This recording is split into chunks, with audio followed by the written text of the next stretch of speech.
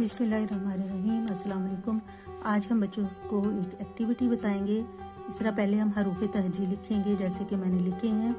यहाँ तक मैं लिख चुकी हूँ। लाम मीम नून वाओ ए हमज़ा छोटी ए और बड़ी ए। अब हम इनमें से काउंट करेंगे कि बगैर नुक्ते वाले हरूफ कितने हैं। तो हम खुद पहले काउंट करते हैं।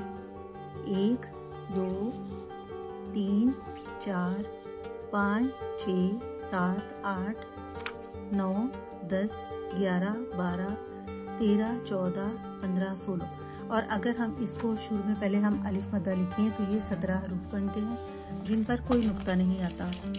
तो इस तरह आज हम बच्चों को ये भी दिखाएंगे और फिर उसके बाद उनको एक एक्टिविटी देंगे कि वो इस एक्टिविटी को खुद सॉल्व करें। बच्चे इस तरह थोड़ा जिसमें लिखना पड़े बच्चे उस चीज़ से बहुत खुश होते हैं कि हमें कम बिल्कुल काम मिल रहा है तो हम जल्दी से कर लेंगे।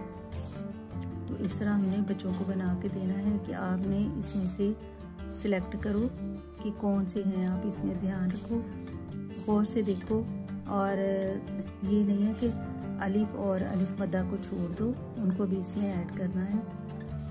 तो ये इस तरह बगैर नुक्ते वाले हरूफ जो हैं 1 2 3 4 5 6 7 8 9 10 11। चलिए ये तो 11 हुई लाइन्स।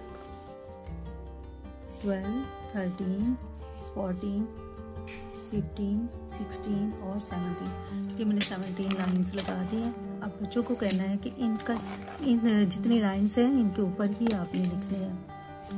तो हेडिंग दे देती हूँ मैं, बगैर नुक्ते के हरूफ लिखिए।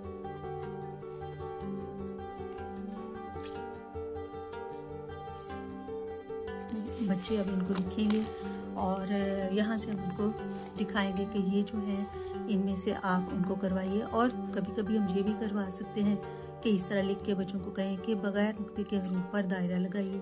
तो वो बच्चे इस पर दायरा लगाकर भी बड़ा खुश होते हैं। बल्कि दायरा लगाने वाले जो सवाल जवाब होते हैं उनको उनसे बहुत खुश होते हैं। तो इस तरह वो और उस पर वो दायरा लगाएंगे जैसे ये यहाँ इस तरह ये भी 17 बनते हैं और यहाँ भी वो लिखेंगे तो 17 बनते हैं। लेकिन यहाँ लिखें तो ज़्यादा बेहतर है क्योंकि उनके हाथ की प्रैक्टिस हो गई, लिखना भी आ जाएगा। तो मिलेंगे इंशाल्लाह नेक्स्ट एक्टिविटी के साथ। अल्लाह हाफिज़।